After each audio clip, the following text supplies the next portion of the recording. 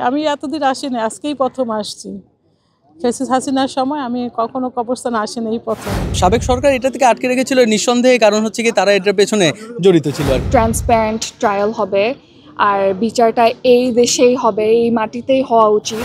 শেখ হাসিনার বিরুদ্ধে আমরা আসলে আন্তর্জাতিক অপরাধ ট্রাইব্যুনালে গিয়ে অলরেডি একটা অভিযোগ দায়ের করেছি। এর মূল কারণটা হচ্ছে যে যদি কিনা কমিশন নাও গঠন করা হয়, তবুও যেন ইনভেস্টিগেশন চলমান থাকে এবং সেই ক্ষেত্রে তাকে যেন আমরা অভিযুক্ত করে আনতে পারি। এবং আমি আশা করব যে এই তদন্ত কমিশন এবং যেটা কিনা ইনভেস্টিগেশন হবে আইসিটির তরফ থেকে, এই দুটো মিলিয়ে আমরা আসলে প্রকৃত অর্থে যারা কিনা দোষী তাদেরকে আসলে আমরা এখানে নিয়ে আসতে পারবো। সাবেক সরকার এটা থেকে আটকে রেখেছিল নিঃসন্দেহে, কারণ হচ্ছে কি তারা এটার পেছনে জড়িত ছিল। আর ওই দিন ফিলখানায় আমাদের বাবারা যারা জীবন দিয়েছে, আমাদের বাবাদের আত্মত্যাগের প্রতি জাতীয়ভাবে এই সম্মান প্রদান করা হয়েছে বলে আমি মনে করি।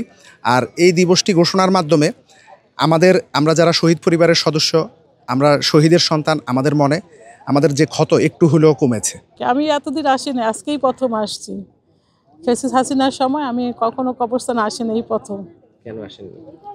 আসলে ভালো লাগতো না, একটা ক্ষোভ ছিল মনের মধ্যে যে কেন আসবো। এখন দেশ সবকিছু পরিবর্তন হতে আসছে আর কি, প্রথম। এখন বিচারের জন্য তো সবাই চায় বিচার। হ্যাঁ, ইনশাল্লাহ আল্লাহর কাছে তাওয়াক্কুল করে আছে, আল্লাহ যেন বিচারটা হোক, সবাই দেখবে, দেশের সবাই দেখবে কে করছে কারা করছে, সবাই জানে। এটা যেন হয়, বিচারটা এমনভাবে বিচার হবে, আল্লাহর কাছে শুকরিয়া আদায় করবো ইনশাল্লাহ। আল্লাহ যেন বিচারটা হোক, আমাদের ভাবিদের মনে আশা পূর্ণ করবে, বাচ্চাদের আশা পূর্ণ করুক। আপনারা দোয়া করবেন, সামনে রোজা আসতেছে, ইনশাল্লাহ সবাই দোয়া করবেন যেন তাড়াতাড়ি বিচারটা যেন হয়। দেশ জুড়ে তোলপাড় ওয়ালটন ফ্রিজ কিনে আপনিও হয়ে যেতে পারেন মিলেনিয়ার। আমরা আসলে 15টা বছর যে জালিম শাসকের ছিলাম, উনি তো বলতে গেলে মানে এই বিষয় নিয়ে তো উনি অনেক ধামাচাপা করে রেখেছেন ডেফিনেটলি।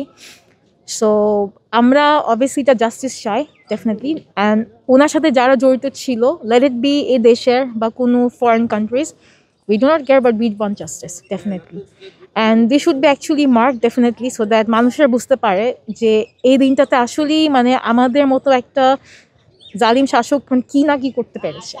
ওরা জানে ভালো মতো যে কিভাবে ঘটনা ঘটাইছে, এরা খুব ভালো, আমরাও জানি ভালো করে। আমরা যে 15 বছর ধরে আমরা এক্সপিরিয়েন্স করেছি যে এইটা পজিটিভলি বিচারটা নেয়। আমরা চাই যেন বিচারটার জন্য পজিটিভলি নেয় এবং জুডিশিয়ালি সিস্টেমভাবে নেয়। আল্লাহর কাছে হাজারো শুকরিয়া যে আমাদের প্রথম চাহিদাটা পূরণ হয়েছে। আমাদের এখন একটাই আশা যে আশ্বস্তের জায়গাটা সৃষ্টি হয়েছে, সত্যিকারের ঘটনাটা বেরিয়ে আসবে। আর বিশেষ করে আজকে যে দিবসটাকে স্বীকৃতি দেওয়া হয়েছে, আমি বলবো ভাষা 52 ভাষা দিবস হিসেবে যেভাবে সেটাকে আন্তর্জাতিক ভাষা দিবস হিসেবে স্বীকৃতি দেওয়া গেছে,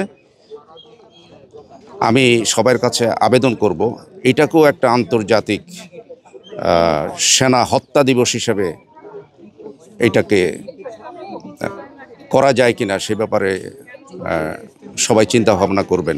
আমরা তো বিচারটাও চাচ্ছিলাম, তাই না?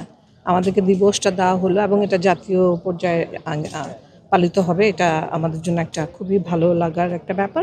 আমরা যেটা চাচ্ছিলাম, আমরা চাচ্ছিলাম যে পাঠ্যপুস্তকে অন্তর্ভুক্ত হোক। অন্তত এই দিবসটা পালন হলে বাচ্চারাও জানবে, আর যেহেতু ছুটি দেওয়া হয়নি, সব জায়গায় পালন হবে এবং এটা জানা হবে, প্রজন্ম থেকে প্রজন্ম জানবে যে এরকম বর্বর একটা ঘটনা স্বাধীন দেশে একটা প্যারামিলিটারি ফোর্স দ্বারা সংগঠিত হয়েছে মিলিটারি অফিসারদের উপরে।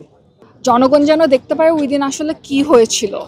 হ্যাঁ, অবশ্যই আমাদের আছে, কিন্তু এখন ইনশাল্লাহ আমাদের আগের রেজিম চলে গিয়েছেন। ইনশাল্লাহ আমরা অনেক আমরা দেখি কি হয়। আমাদের তো অনেক হোপস আছে কি এখন একটা সুস্থ ট্রান্সপারেন্ট ট্রায়াল হবে আর বিচারটা এই দেশেই হবে, এই মাটিতেই হওয়া উচিত।